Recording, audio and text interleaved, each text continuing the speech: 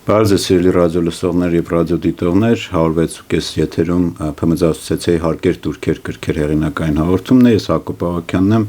ՓՄԶ-ի նախագահ, այսօր շատ հետաքրքիր հյուր ունենք Արտակ Ասլանյան, ով ինքը հենց փոքր ու միջին բիզնես տնտեսվարող է, բայց Արտակին շատերը ճանաչում են որպես բիզնես խորհրդատու, ու մենք մի քիչ առաջ նախազրույցում խոսում ենք, ոչ թե տենց մեզ հայտնի տարբեր տես բլոգերային բիզնես խորհրդատու առանձնահատկությունն է, որ ինքը իրական դաշտում նաև հենց ինքն էլ բիզնես է վարում, մեր ասոցիացիայի պատվիրակ է եղել 2024 թվականի համաժողովի, նաև խորհրդի կազմ է ընտրվել, ողջույն Արտակ ջան։ Ողջույն։ Ինչպե՞ս եք։ Լավ, դուք։ Լավ։ Մենք տենց ելնելով մեր հաղորդման ձևաչափից նախընտրում ենք դուի ձևաչափով խոսալ, որ ավելի անմիջական լինի։ Մեր նախազրույցի ժամանակ Արտակ իշս շատ թեմաներ խոսեցինք, հիմա դժվար է սկսել ինչ-որ կոնկրետ թեմայից, բայց ես ուզում եմ հենց այդ խորհրդատվական մասից խոսենք, մանավանդ, որ դուք փորձ ունեք հենց սննկացման գնալու ընթացքում այսպես ասած երկրորդ շանս իրականացնելու փուլում։ Այստեղ ոնց է վիճակը, էլի։ Ես հիշեցնեմ, որ OECD-ի վերջի տարվա մեր անցած տարվա որ զեկույցում կար, այդ ցուցանիշով են երկրորդ հնարավորություն, հա, second chance, որ կա այդ մասով, գիտեք, այդ SME policy index-ի մեջ դա եւս չափում են այդ ցուցանիշը, հաշվի առնելով, որ աշխարհում դա նորմալ երևույթ է, մանավանդ փոքր բիզնեսի մեջ, որ սկսեցին, փակվեցին կամ ինչ-որ բան եղան, երկրորդ հնարավորություն, այսինքն ոնց ինքը նորից սկսեց կամ եւ այլն էլ, ու այդ ցուցանիշով մենք էլի վատ տեղերում էինք, էլ հիմա իրական կյանքում ինչ է կատարվում։ Դե այստեղ կարելի է երկու մասի բաժանել այդ իրականում այդ սննկացման մասը, մեկը որ արդեն ինքը թղթերով գնում է դեպի սննկացման, ինչը ակնառ է, մյուսը որ ինքը սննկացել է, բայց էլ այդ մասին չգիտի սեփականատերը, կամ գիտի դեռ ձեն չի անում ու փորձում է ինվեստորներ ճարել ինքը իր ուժերով ոնց որ վերակենդանացնել այդ բիզնեսը։ Հիմնականում մեզ դիմում են այդ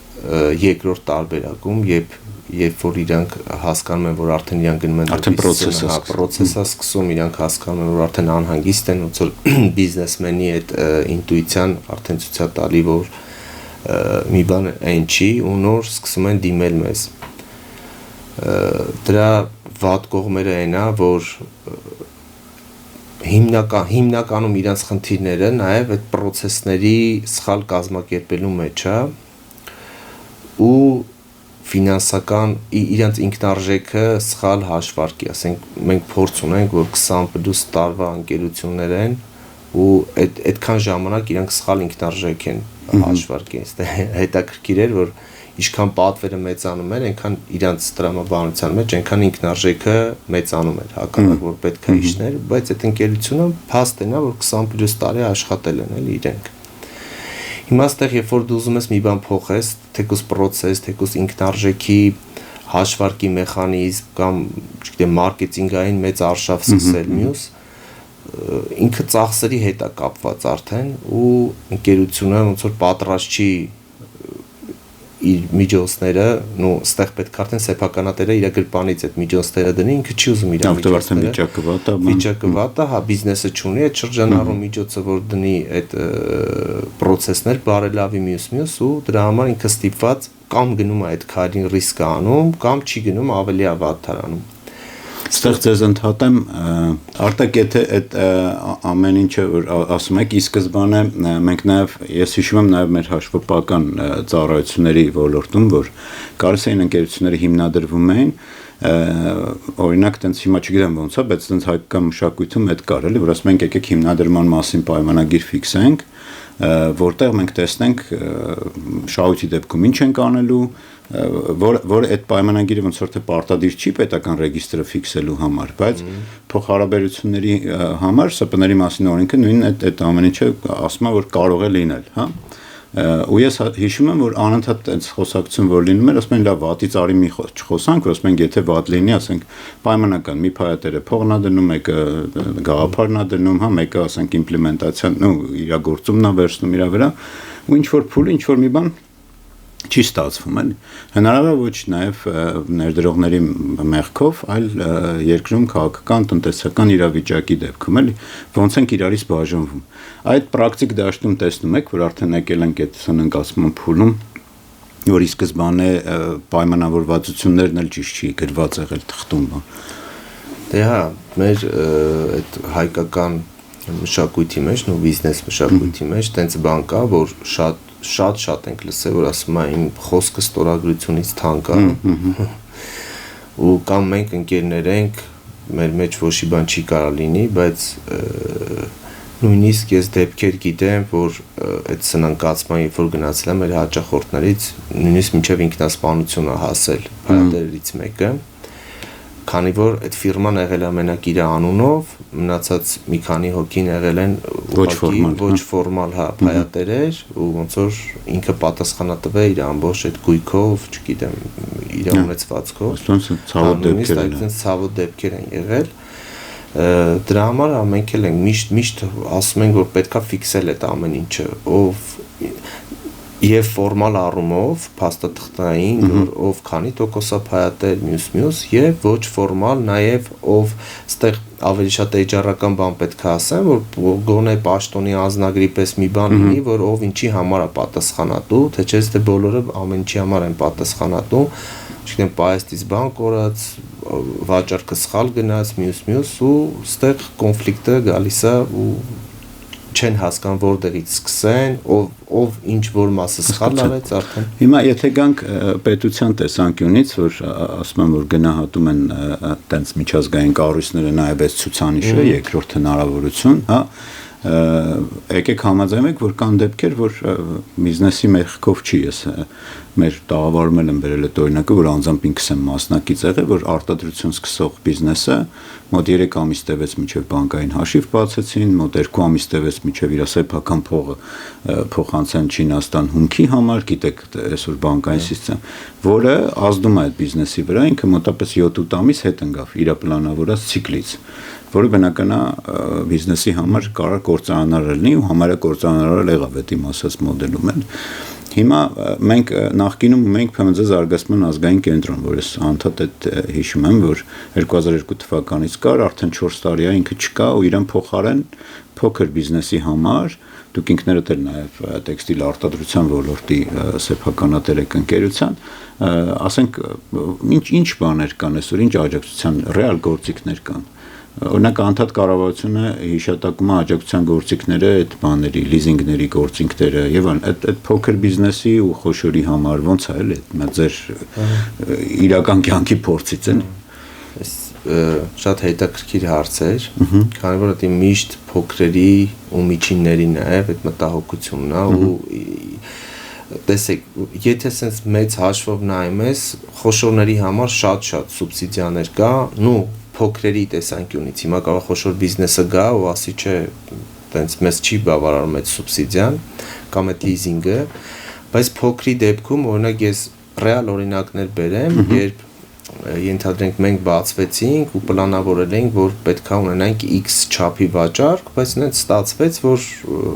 ավելի լավ մեր պլանավոր հա X անգամ 2 եղավ sense ու այդ ժամանակ պետք էր մեզ արագ լիզինգով նոր սարքեր, հա, սարքավորումներ ներմուծել կամ ստեղից ձեռք բերեցինք, մենք որ ավելի արագ լինի։ Ու տեղ մի հատ լուրջ խնդրի բախվեցինք, որ երբ որ ստեղ մենք ու բանկը մնացինք մենակ։ Որովհետև չկա մեջտեղի կառույց, որ ենթադրում եմ պետք է լինի պետությունը կամ ինչ-որ պետական Ինչի նկատնեք, որ լիներ կառույց, ասեր, այս ընկերությանը նայեք փոքրի աչքերով, ոչ թե սովորական հաճախ։ Որտեղ բանկը ստեղ բանկը ինքը իր շահերն է պաշտպանում, օրինակ ասում է դու պետքա ենթադրենք $30,000 սահմանում բան պետքա ներմուծես, պետքա գոնե 30 կամ 40% մուծում անես, վճարում անես, բայց այդ ժամանակ փոքր բիզնեսի համար թեկոզ եթե $3,000 հանինք իր շրջանառու միջոցների մեջ կարա էական ազդեցություն ունենա բայց դե բանկն էլ ասում է դե ռիսկային ես հա ինձ համար դու սկսնակ բիզնես ես հա ու կապ չունի դու կարող տանես պտես ես պայմանագիր ունեմ մատակարարում մյուս ասում է օքեյ ուրախ եմ քո համար բայց էտա նույնիսկ 30-ը փոքր թիվ բերեցի, էլի օրինակ կարող ինքը լինի 100, 120 Իսկ միևնույն ժամանակ օրինակ գործողին տենց բան չէր ասի, որտեվ արդեն վստահելի է ինքը Մեծ խոշորին ինքը տենց բան չի ասում, քանի որ խոշորը արդեն վստահելի է, ունի մեծ օրինակ նույն այդ դեպքում ասենք նրան նույն սարքավորումը կամ ավելի լավ քանի տոկոս կանխավճարով կտար մի 5-10 հայ Կարա 5 դա եթե չեմ սխալվում նույնիսկ 0% է կարա հատա Հիմա այստեղ ի՞նչն է խնդիրը, որովհետեւ պետական երաշխիք պետքա գա հայտնվի ու պետությունը եւրա ռիսկը վերցնի։ Առաջ ՓՄԶ-ակը օրինակ անում էր տենց ինչ որ, նո մենակ ԶԱԿ չեն, ՈՒՎԿ-ն էլ ՓՄԶ ՈՒՎԿ։ Այստեղ երկու մեծ խնդիր կա իրականում Մեկը հենց այդ քո նշած որ ոչ մեկ դու մենակ ես մնում քո խնդրի հետ բանկի հետ ու ոնց որ բանկն է որոշում դու կշարունակես կամ դու կունենաս այդ պատվերը թե չէ այսինքն ոչ մի պետական կառույց այդպես աջակցություն գարանտ չգիտեմ ինչ որ մի այլ ձևի չունի բան աջակցելու գործիքական չունի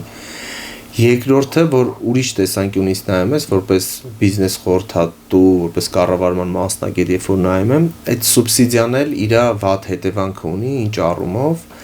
օրինակ նույն տեքստիլից, քանի որ խոսեցինք, տեքստիլի վրա օրինակը բերեմ,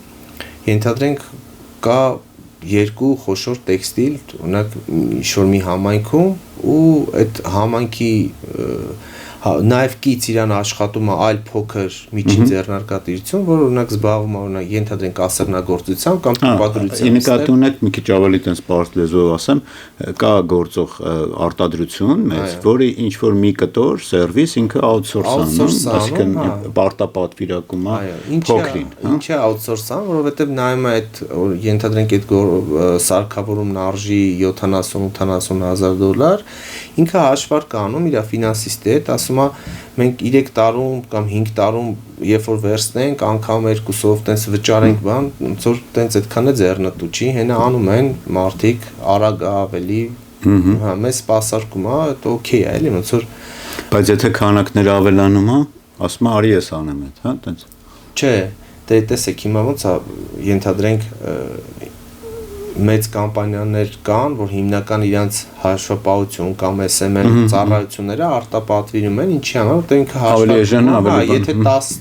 10 հոգանոց թիմ պահեմ, նստածն են բան։ Հա, նույնն էլ այդ ոլորտում կարա լինի, որ չգիտեմ, այդքան մարդ պահեմ, ծրագիր սովորեցնեմ, այս անեմ, այն անեմ, պլյուս այդքան տոկոս տամ, հետո այդ ամորտիզացիան հաշվեմ այդ սարքավորման, հաշվելու է, հա։ Իսկ ստե ինչ հետաքրքիր բան է կատարվում, երբ որ պետությունն է սուբսիդավորում այդ տոկոսը, ոնց որ այդ սարքավորումը դառնում է այդ խոշոր ընկերության համար համարյանվեր։ Հա, համարյանվեր ու այս դեպքում ինքը ասում է ինչի՞ չէ որ ինչի տամ փոքրին հենա ես այդ սախ կենտրոնացնեմ։ Հենա ես հա ու այս մի կողմը որ Հա բայց այդ լուրջ վնաս է, էլի, այսինքն մենք ստացվում է որ գնում ենք գերխոշորացման, էլի, հա, այդ մոնոպոլացման ամեն ոլորտում, նո տենց եթե կարողա շատ կոպիտ հնչի այդ մոնոպոլացում բառը, բայց ասենք եթե վերցնենք, այո, եթե ինքը այլևս իր կողքի փոքր բիզնեսներին ինքը չի զարգացնում իր պատվերներով գերկենտրոնանում է ինքը նախ անվտանգավոր է դառնում պետության տեսանկյունից էլ վտանգավոր է եւ միևնույն ժամանակ ստացվում է որ այդ մենք այն որ ասում են մուլտիպլիկատիվ էֆեկտով փոքրերն էլ կաշխատեն այդ չի ստացվում ես նույնիսկ այլ օրինակներ կարամ բերեմ որ ենթադրենք եթե երբ որ ինքը այլ ոլորտում է գործում օրինակ չգիտեմ տեքստիլից խոսացինք եկեք էլի ցենց շարունակենք բարձ լինի օրինակ տեքստիլի ոլորտում ու ինքը շատ հանգիստ կարա օրինակ ճաշարանի համար սարքավորումներ ներմուծի ու դա սուբսիդավորվի։ Հա։ Ու երբ որ ինքը կարող է այլի արտապատվիրակել ճաշարանային ծառայություն։ Չէ, եսի նկատի ունեմ ինքը սկսի ճաշարանային բիզնես, ընդհանրապես, այս մյուս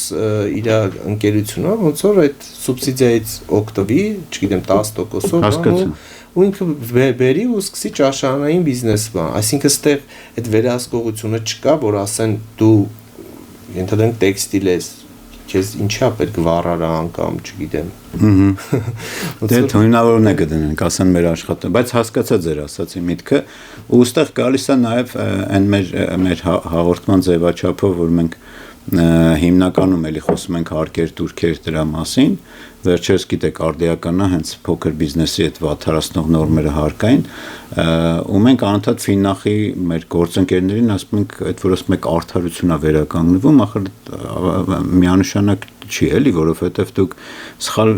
մեծություններ եք իրար հետ համեմատում դուք համեմատում եք խոշորը որը հիմա հենց ձեր վերած օրինակներով խոշորը ստացվում է նույնիսկ պետական աջակցության ծրագրերով ինքը մի քանի քայլ առաջ է մի քանի քայլ ավելի արտոնյալ է փոքրերի հարկերից գնում սպասարկվում է խոշորի սուբսիդիաները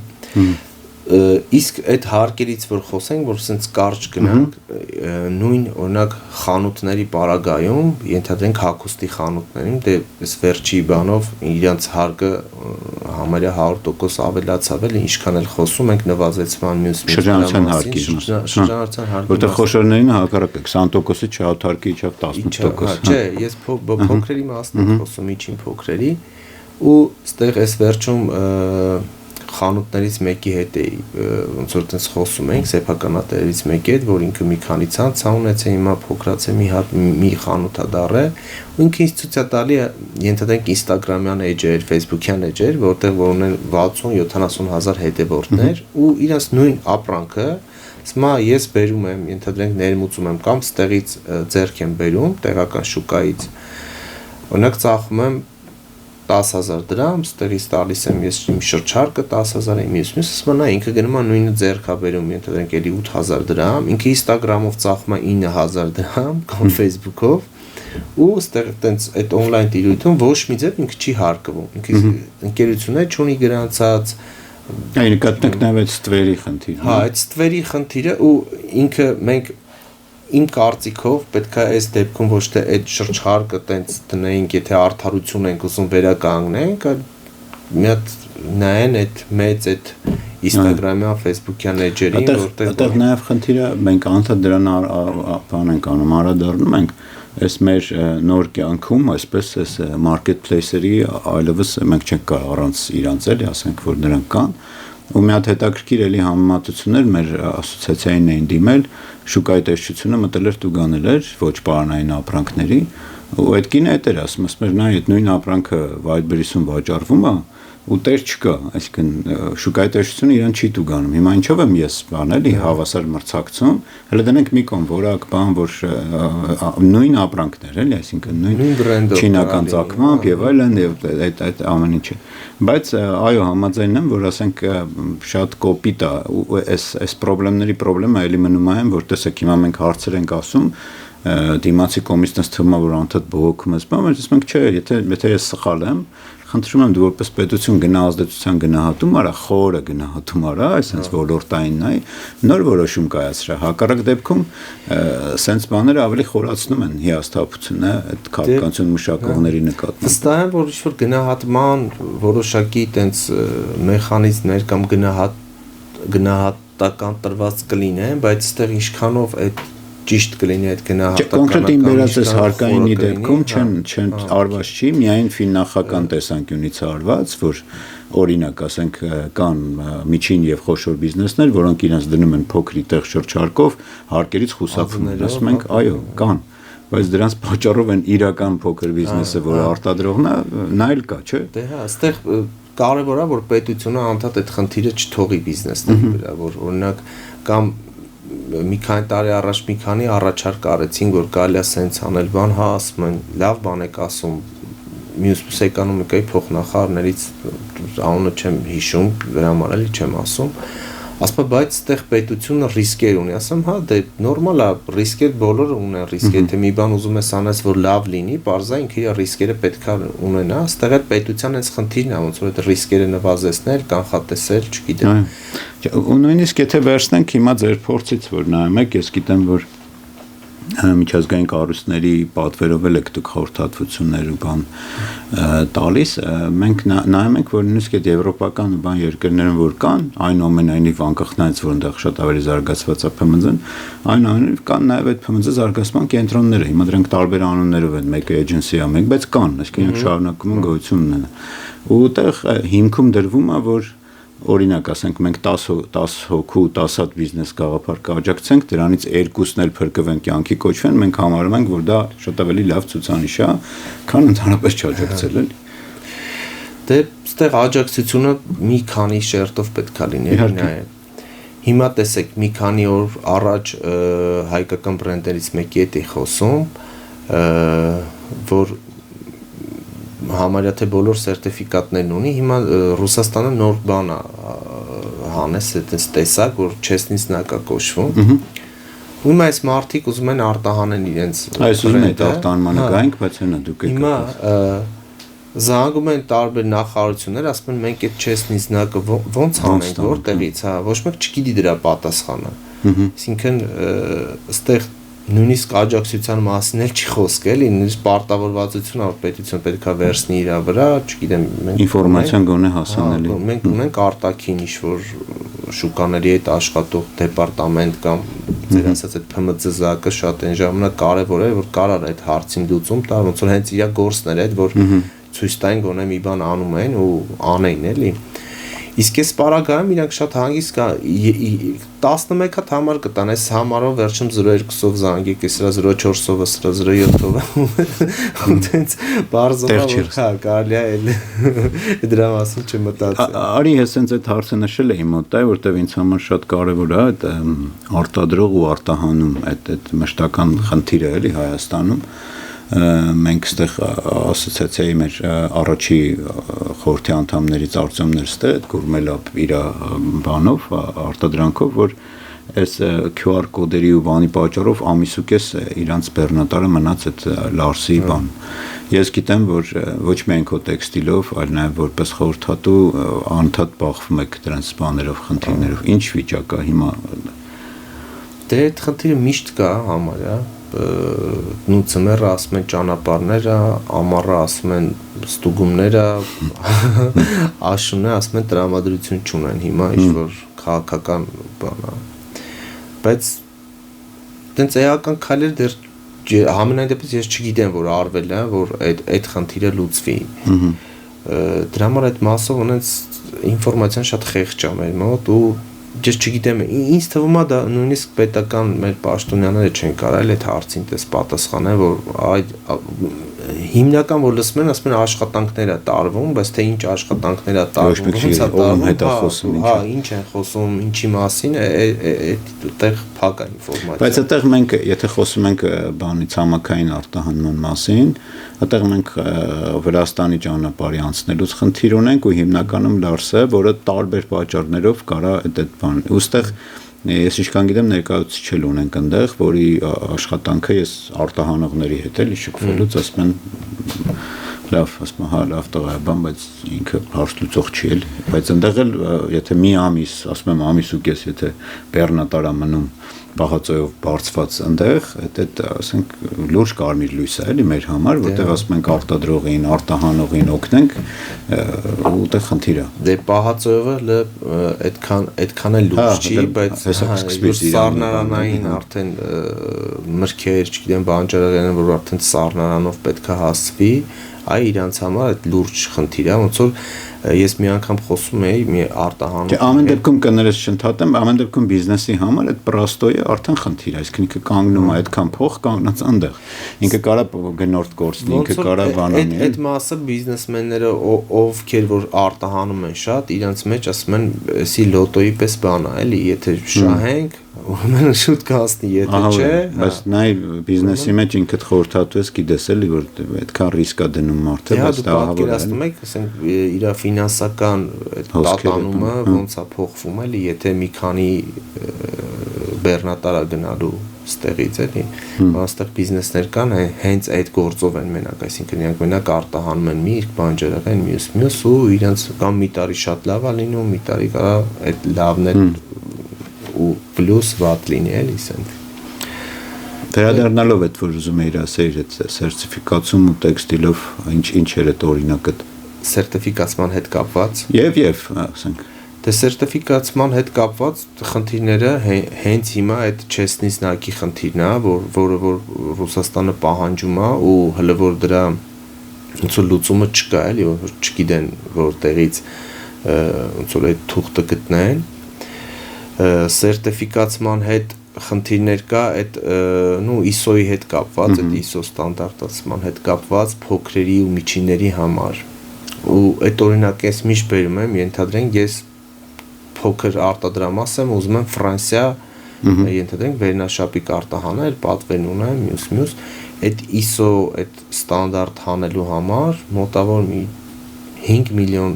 դրամ գումար պետք է ներդրում անես, տարին մոտավոր 800-ից 1 միլիոն դրամ սպասարկում, ու ինքը 3 տարի մեկ, թե 4 տարի մեկ, եթե չեմ սխալվում, ինքը անընդհատ պետք է թարմացվի։ Հիմա արդյոք արժի այդ ներդրումը փոքր բիզնեսի համար, որ ինքը ցույց տա, որ ես տեսեք Ֆրանսիա վերնաշապիկ եմ կարող։ Իհարկե արժի, բայց այդ խղճում ունի այդ հնարավորությունը։ Դե ասում արդյոք արժի, այսինքն չէ, այդ գումարը ներդրվելու է, այդ ISO ստանդարտը, այդ սերտիֆիկացումը հենց այդ դրա համար։ Այսինքն ինքը որպես ծախս նստելու է ոնց որ այդ ուղղության վրա։ Պատկերացնում եք դուք ինչքան ինքը պետքա վերնաշապիկ արտահանի, այդ իր բուտիկ։ Հիմա հենց առաջի վերնաշապիկի վրա չեք կարա, չէ՞, այդ ամբողջ ծախսը ինքնարժեք հաշվի, կտեղ պրոբլեմ։ Այդ ինքը որ գա ոնց որ բանանի Չունենք դա ինչ որ աջակցության ծրագրեր, որ համաֆինանսավորումը լինի գոնե փոքրերի համար կամ բան։ Տեսեք, իմ իմանալով տենց կա, եթե չեմ սխալվում, EBRD ոնց որ ծրագրերից մեկում կա, տենց ոնց որ գումարի կեսը, մյուս կեսը, բայց ընդեղ էլի պայմաններ կա, ոնց որ պետք է այսքան աշխատող ունենաս, այսքան ինչ-որ շրջանառություն ունենաս։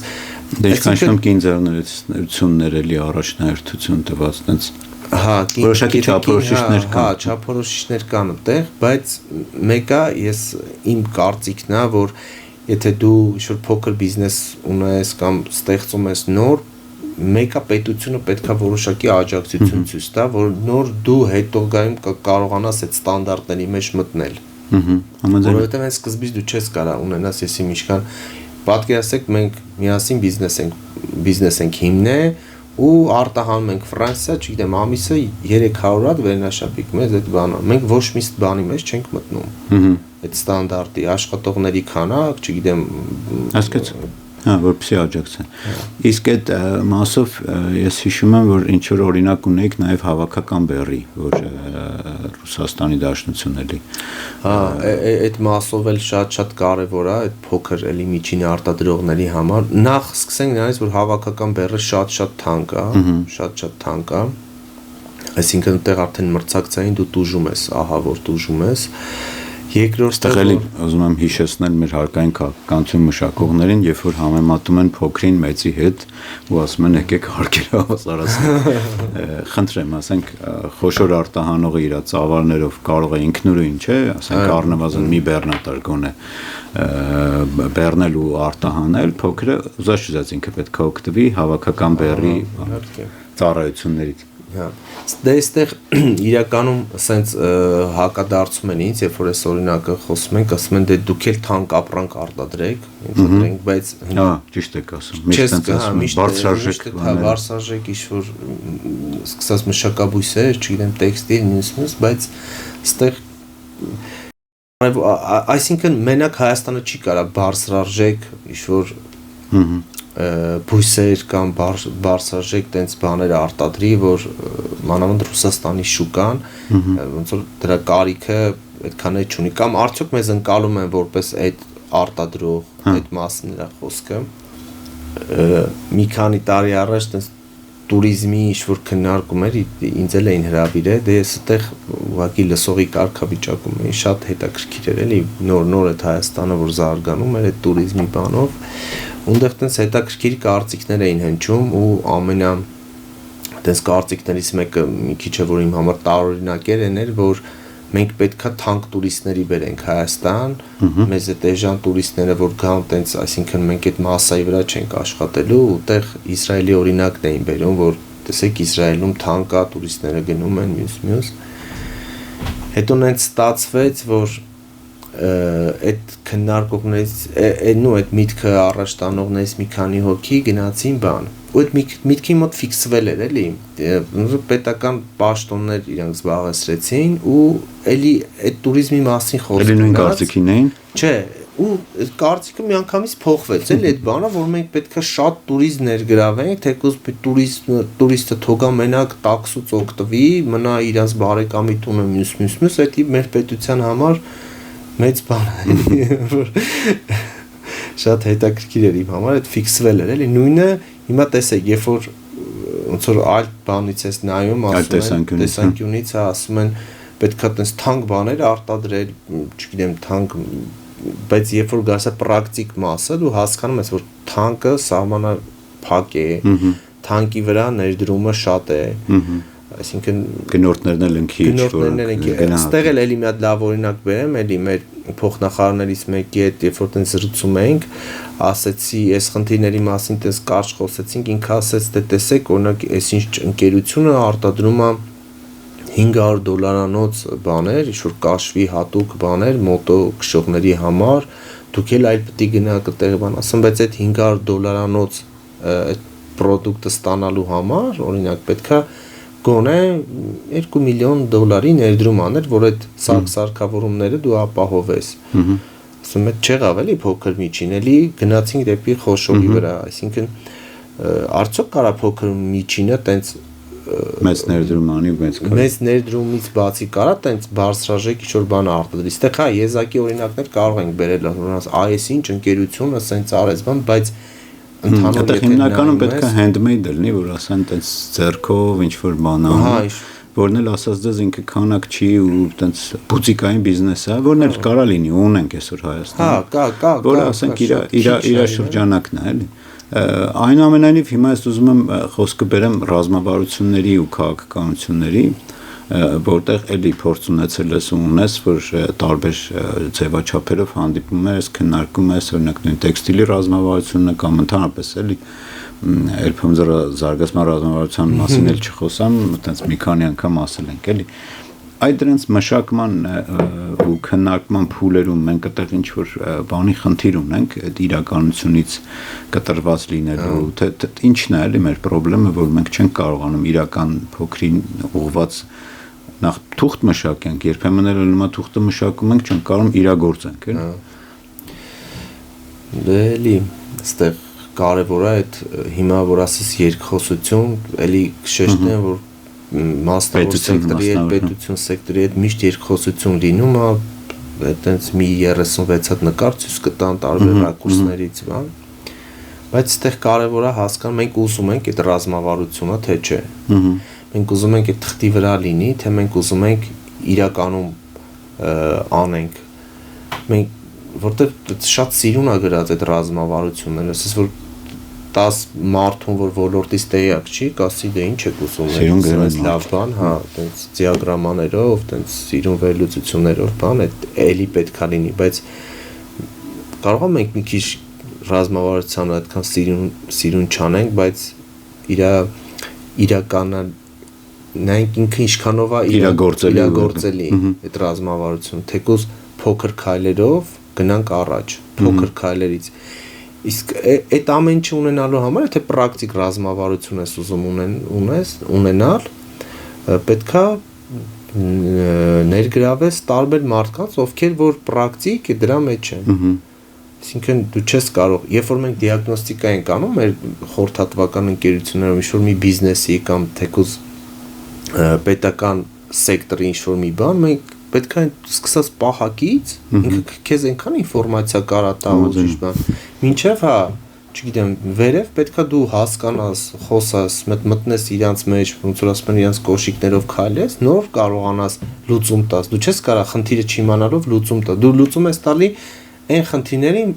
ինչը որ դու ենթադրում ես որ կան բայց իրականում այդ խնդիրները երբեմն այդտենց ներսից որ մտնում ես խոսում ես այդ ձեր ասած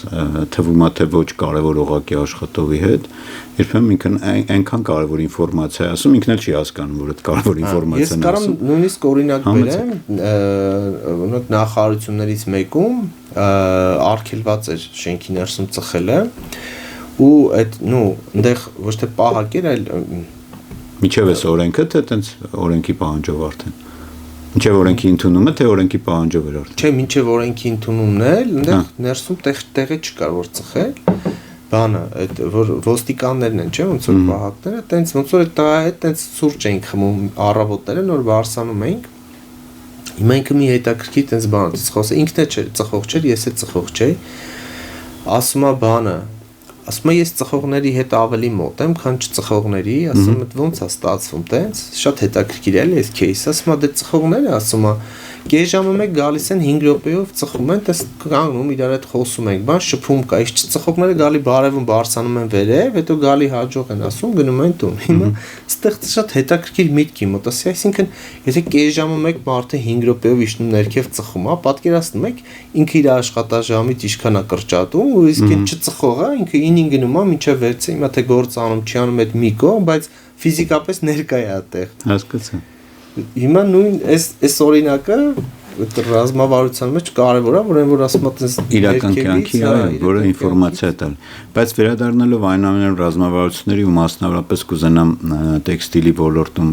մենք տենց շատ չենք խոսել սրանով, գիտեմ որ ստեղ էլ կա ընդունվեց թե չէ ռազմավարությունը հիշում եմ որ տենց քննարկում էր, բայց ես անընդհատ հիշում եմ որ մենք թե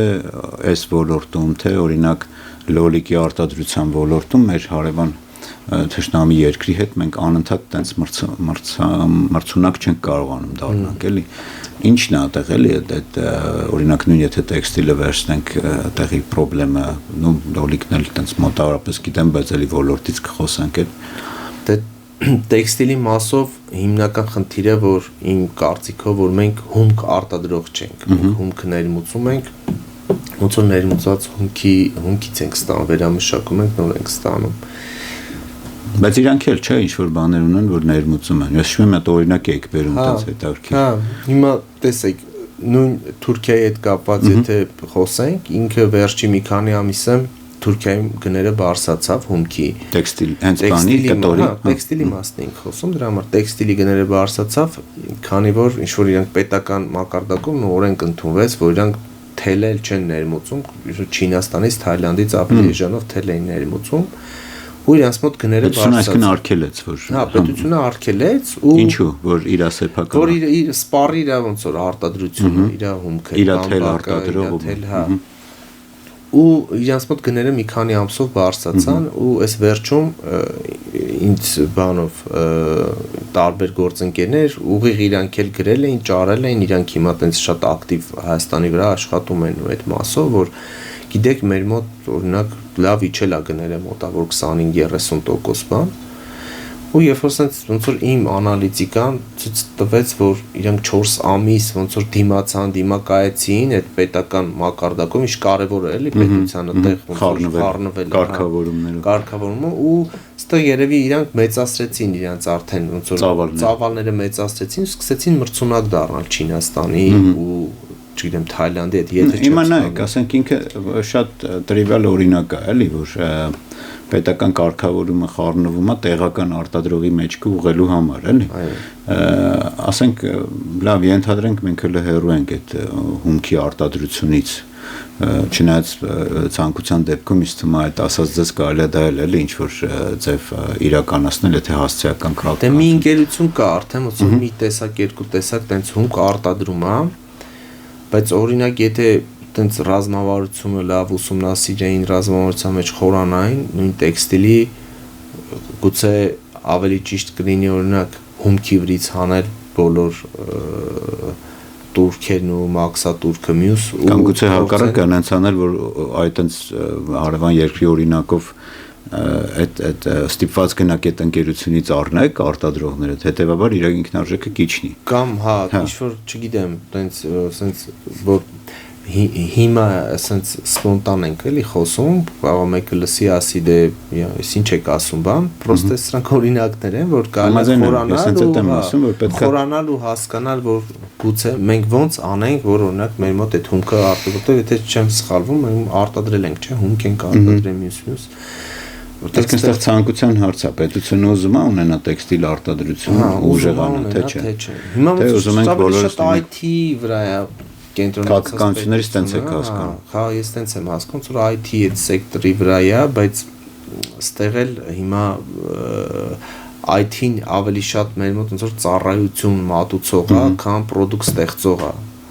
մեր ոլորտում։ Հիմա եթե դու այսինքն ռազմավարության մեջ այդ ընդունելի է, եթե ծառայությունը ստեղծում, դե եկեք տեքստիլն է, նենց անենք, մենք սկզբից եկեք ծառայություն մատուցենք մեծ բրենդերին,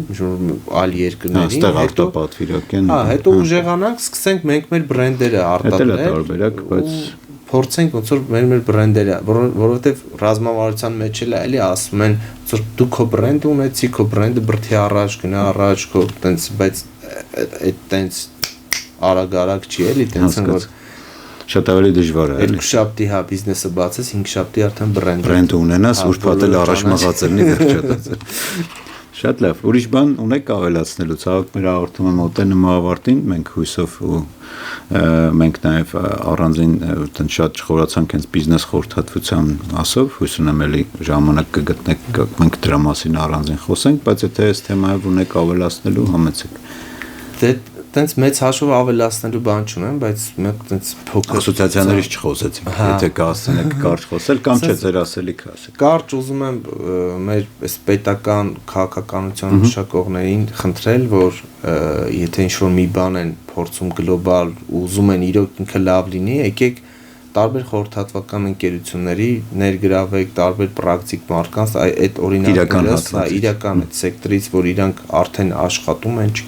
գիտեն որոշակի խնդիրների մասով ու փորձեք միասին լուծում գտնել, քանի որ ինչքան այդ փոփոխությունների կառավարման տրամաբանության մեջ էլ է, էլի որ ինչքան շատ մարդ ես ներգրավում, որ այդ փոփոխությունը անես, եթե դու իրոք ուզում ես անես, այդ մարդիկ քո հետ միասին քեզ օգնելով, թեկուզ պետությունը իրենց աջակցի, իրենք պետությունը ոնց որ բրթեն գնան առաջ, որ ռեալ մենք արդյունք ունենանք, էլի։ Նաև իրենք էլ եթե մաս են կազմում այդ երկխոսության, դառնում են այդ փոփոխությունների համահեղինակն ու տերը։ Այո, նաև ու այդ շատ կարևոր է ու շատ երկրներում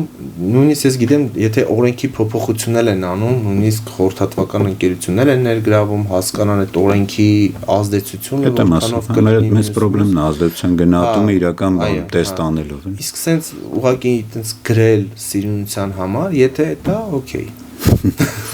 Շատ լավ, ասում եմ, այս խնդրանքով էլ Արտակի ասած, մենք միանում ենք այդ խնդրանքին ու ամեն անգամ ասում եմ պատրաստական ենք մենք որպես ՓՄԶ ասոցիացիա Արտակը վստահ եմ նաև ասոցիացիայի եւ որպես մաս եւ իրենց խորհրդատվականով եւ անձնապես պատրաստ են, միայն թե լինի ցանկություն, պատրաստակամություն իրականում անել ու հասցնել տեղ։ Այսքաններ, շնորհակալություն մեզ լինելու համար, լավ եղեք, կհանդիպենք։